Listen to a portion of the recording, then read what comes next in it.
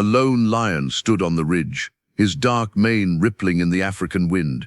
Below him, 60 buffaloes spread across the savanna like a living ocean of horns and muscle. His name was Khari, and what he was about to do would become legend, whispered across the Mara for decades to come. This wasn't supposed to happen. A single lion doesn't hunt buffalo. A single lion doesn't challenge a herd. But Khari wasn't thinking about rules that morning. He was thinking about survival. He was thinking about hunger. He was thinking about the fact that his pride had abandoned him, and now he stood completely alone against impossible odds. What would you do if everything you had was taken away and the only way to survive meant facing something everyone said would kill you? Stay with us, because the next 9 hours will show you what happens when desperation meets determination, when one creature refuses to accept death, and when nature reveals just how far an animal will push itself when there's nothing left to lose. 3 weeks before that ridge, Khari's life was completely different. He was part of something, a coalition of 4 males who ruled 20 square kilometers of prime hunting ground. His name meant warrior in the old language, and he lived up to it. His black mane was thick and intimidating, stretching down his shoulders like armor made of shadow. Deep scars crossed his face and flanks, each one a story of battles won and rivals defeated. At 8 years old, he was in his prime, strong enough to kill buffalo, smart enough to avoid unnecessary fights, experienced enough to know when to push forward and when to retreat. The 4 of them had been together since they were adolescents. They had come up through the ranks together, learning to hunt as a unit, learning to defend territory, learning the unwritten laws of lion society. Khari was the strategist, the one who figured out hunting patterns and prey movements. His brother Jabari was the fighter, explosive and aggressive, the first one into every confrontation. Kamau was the tracker, the one whose nose could find anything across any distance. And then there was Simba, the youngest, still learning but eager, still proving himself but hungry for respect. They had everything a coalition could want: fresh kills regularly, territory that stretched for miles, access to water sources that other prides had to fight for. But everything changed one dry season when a coalition of 5 larger males pushed south from the northern territories. These invaders were older, more experienced, and absolutely brutal. They had spent years traveling together, taking over territories and eliminating rivals. They moved with military precision, and they wanted what Khari's coalition had. The battle started at dawn. Khari remembered every second of it, the way the dust kicked up from 12 lions running across open ground, the sound of roars that seemed to shake the earth itself, the feeling of teeth and claws tearing through his shoulder when he tried to protect Simba. It lasted maybe 20 minutes, but it felt like hours.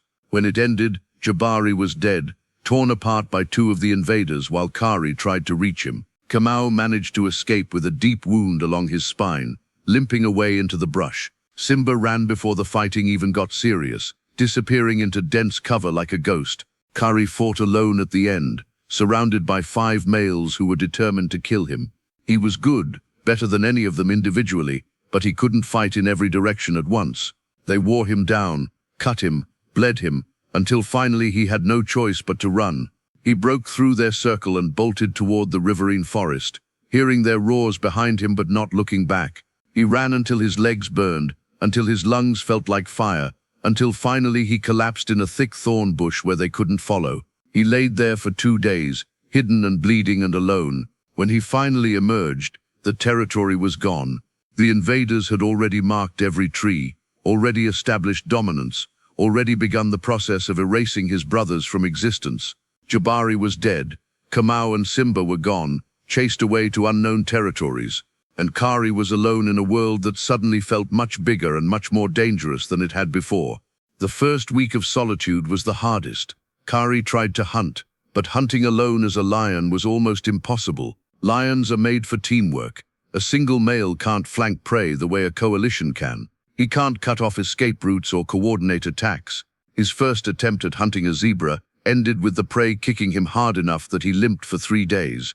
His second attempt got him nothing but a wasted afternoon and burning muscles.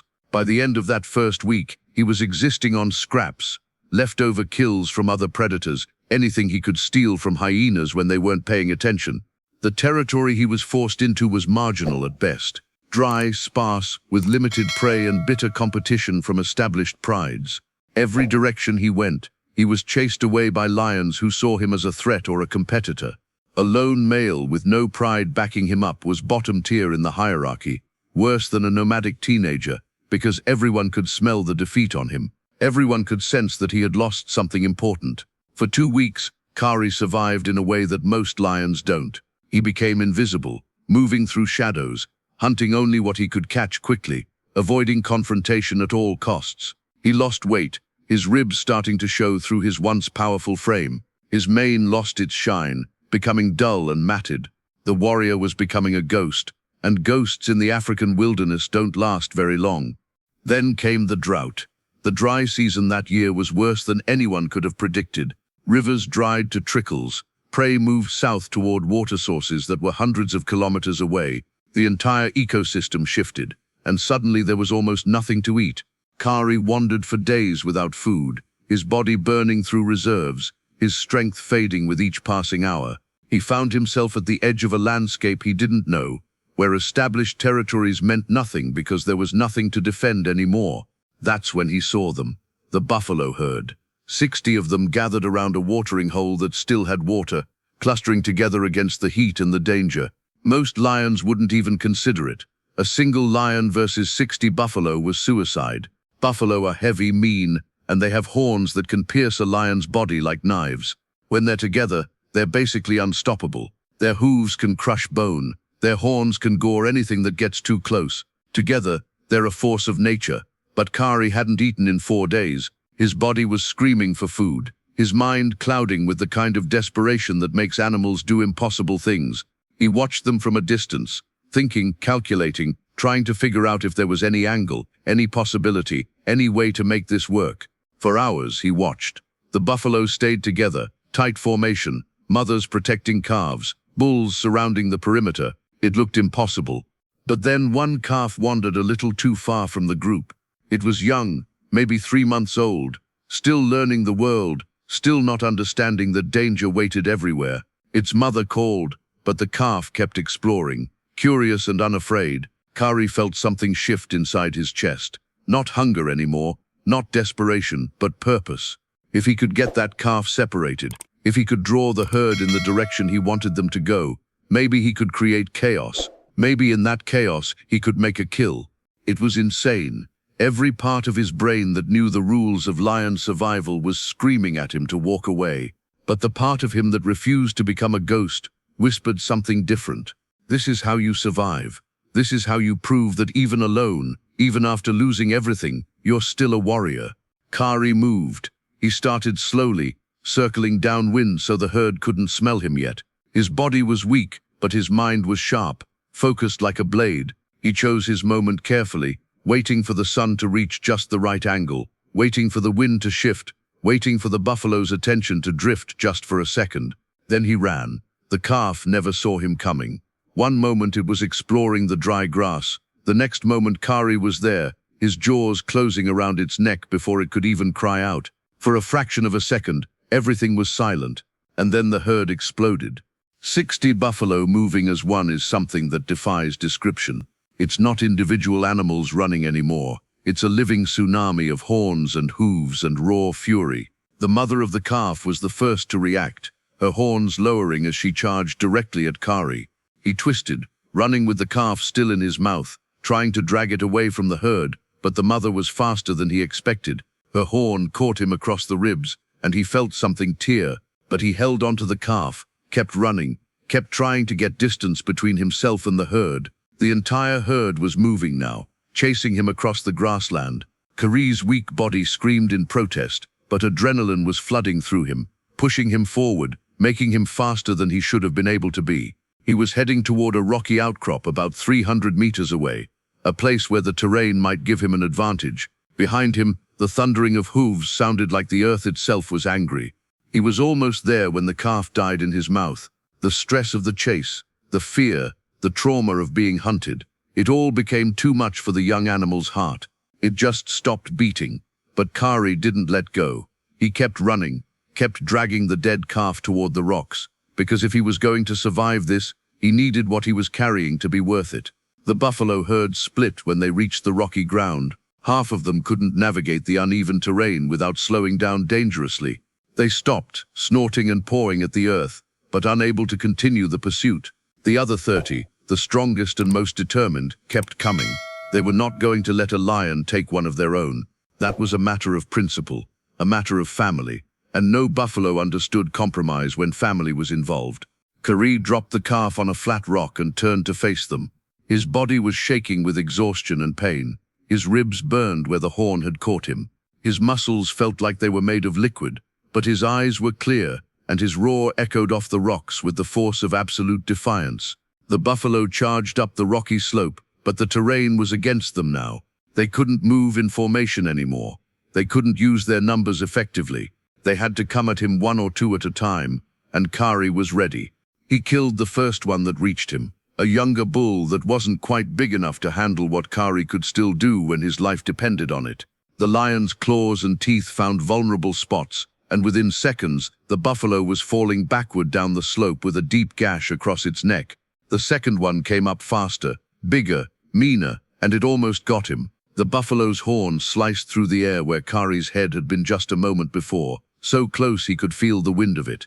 The buffalo herd regrouped at the bottom of the slope, understanding now that the rocks gave the lion an advantage they couldn't overcome. They stood there, 60 of them, fury in their eyes, completely unwilling to give up, but unable to figure out how to win, and Khari stood above them on his rock, a single lion holding off an entire herd, with a dead calf and absolutely nowhere left to go. This is when the siege really began. The buffalo didn't leave. They could have walked away, found water elsewhere, accepted the loss of the calf and moved on, but they didn't.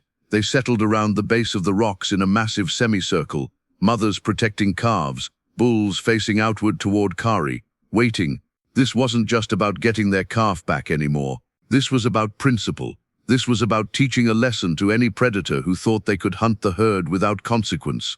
Khari began eating the calf, and the buffalo watched. It was brutal and primal, and it meant something. It meant that Khari wasn't going to starve. It meant that even though he had lost everything, even though he stood alone against 60 animals, he had won this moment. The calf wouldn't go to waste. The buffalo's sacrifice meant something. This small victory, this moment of holding the line, it mattered. The hours started to blur together. The sun climbed higher, and the temperature on the rocks became almost unbearable. Khari had positioned himself in the center of the rocky area, with good views of every approach, with escape routes if he needed them, with enough space to move and defend himself. The buffalo stayed below, rotating positions occasionally, bulls taking turns as the front line, mothers and calves staying protected in the center. 3 times during that long day, the buffalo tried again. The first attempt came around midday when a group of the largest bulls decided to charge up the slope in a coordinated rush. They almost made it. Khari was forced to fight harder than he had all day, and for a moment he thought maybe they would overwhelm him through sheer determination. But his fighting experience, the raw skill he had developed over 8 years of life in the wild, saved him. He moved them down the slope one by one, using the terrain, using their own momentum against them, using the fact that they were exhausted from traveling and fighting in the heat. The second attempt came in the late afternoon, when a group of younger bulls decided they could get under his guard if they rushed from 2 directions at once. Khari was exhausted now, his movements slower, his breathing harder, but he managed to split them, to keep them from coordinating with each other, to turn what should have been a crushing advantage into individual problems he could handle. The third attempt came as the sun started dropping toward the horizon, when desperation mixed with the buffalo's natural desire to get back to water before nightfall. This time they almost succeeded. A massive bull, the largest in the entire herd, got up onto one of the rocks and forced Khari backward, step by step, his huge horns forcing the lion to defend himself in ways that left him vulnerable. Khari felt one of those horns slice across his flank, and hot blood poured down his side. For a moment, he was sure he was finished. But something inside him refused to break. He used a move he hadn't used in weeks, since the days when he hunted with his coalition, a move that required perfect timing and absolute commitment. He let the buffalo think he was winning, let the bull come in a little bit closer, let those massive horns come in just a little bit further, and then he jumped sideways, twisted and came down on the buffalo's spine with all the force his body still had. The move didn't kill the buffalo, but it stunned it, sent shockwaves through its nervous system, made it stumble and lose balance. The massive bull crashed down the slope, unable to stop itself, crashing into other buffalo at the bottom and creating a moment of chaos. Khari didn't follow. He stood on his rock, bleeding and exhausted, and he roared. Not a roar of anger, not a roar of victory, but a roar of something deeper. A roar that said, "I am still here. I am still alive. I am still a warrior." The buffalo heard that roar, and something changed. They had fought for hours. They had tried everything. They had lost some of their own, not to successful hunts, but to the effort of trying to protect what was theirs. And this one lion, this single male who should have been easy prey, was still standing, still fighting, still refusing to break. As the sun touched the horizon and darkness began to creep across the savanna, the buffalo finally started to move, not away from the rocks, but toward water. They understood something that Khari was only beginning to realize. Sometimes you don't have to win completely. Sometimes survival is enough. Sometimes the point is just not to lose yourself in the process of the fight.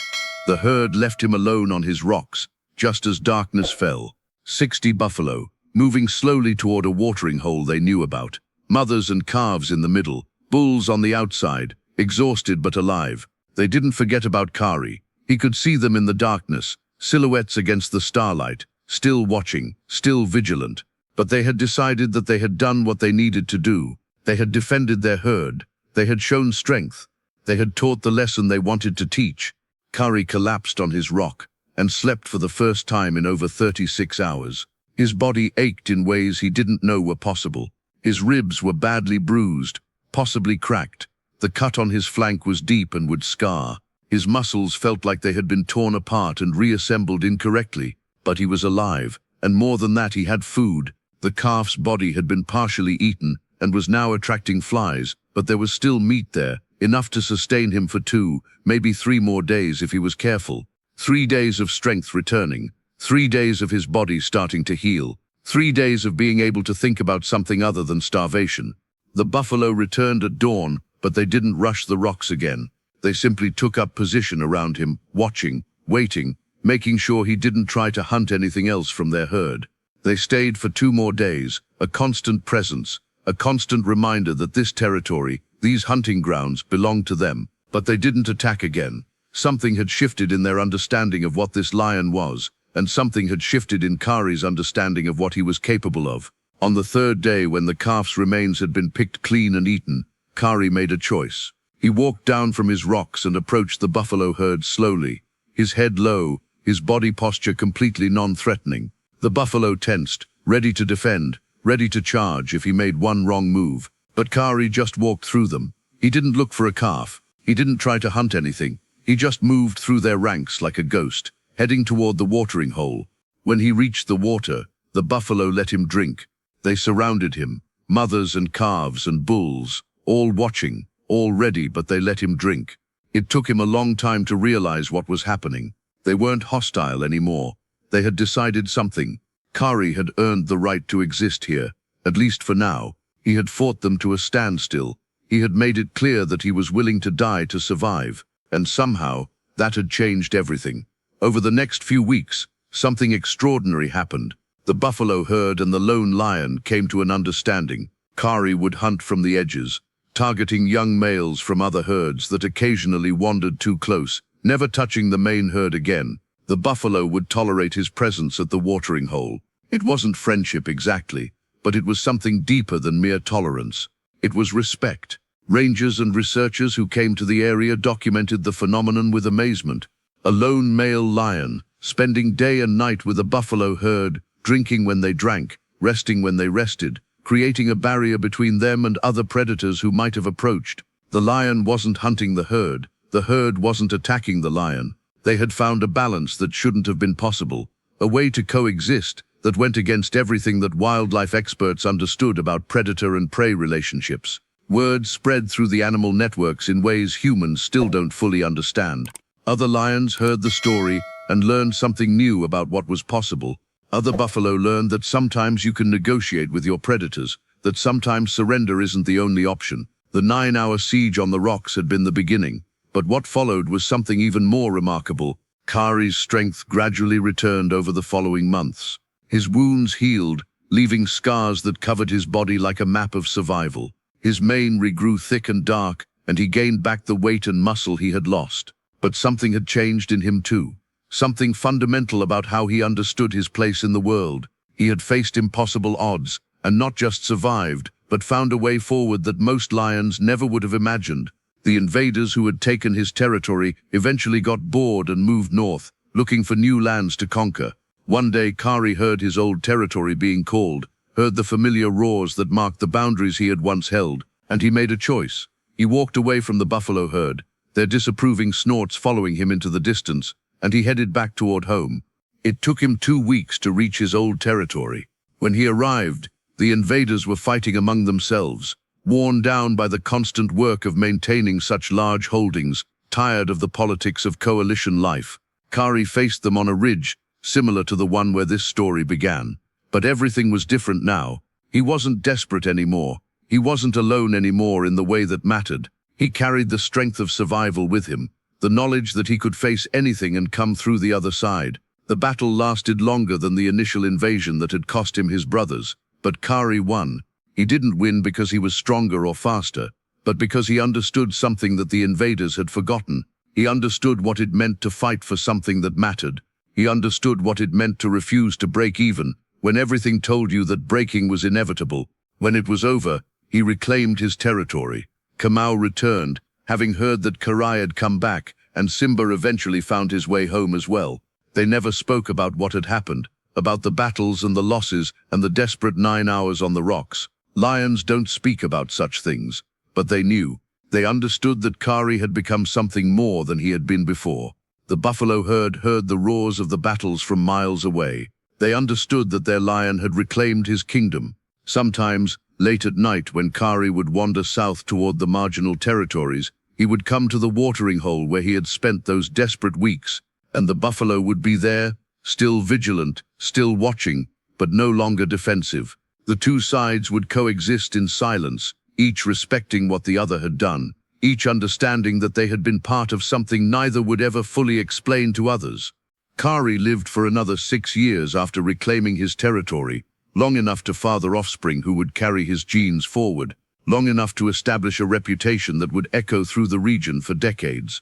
But the moment that defined him, the moment that animals would whisper about when they told his story, was that 9-hour siege on the rocks, a single lion holding off an entire herd, one creature refusing to break even when every law of nature said he should. What gave Khari the strength to face something that should have killed him? Was it pure survival instinct? Or was it something deeper? Something about refusing to let desperation turn him into a ghost? The truth is, in the wild, sometimes there's no difference. Sometimes refusing to become invisible is the same thing as refusing to die. If Khari's story moved you, if you found yourself wondering what you would do in his situation, drop a comment below. Would you have tried to hunt that calf, knowing the herd would turn on you? Would you have had the strength to stand on those rocks for 9 hours? We read every comment, and your thoughts matter to us. The story of a lone lion facing impossible odds reminds us that strength isn't always about power. Sometimes it's about heart. Sometimes it's about refusing to break. Sometimes it's about understanding that you're stronger than you think you are, until you absolutely have to be. If Khari's incredible journey inspired you, please hit that subscribe button. Every week we bring you stories from the African wilderness that will make your heart race and remind you why the natural world is the most dramatic place on earth. These stories are real. These animals existed, and sometimes, when we pay attention, we can learn something about ourselves from the way they choose to fight.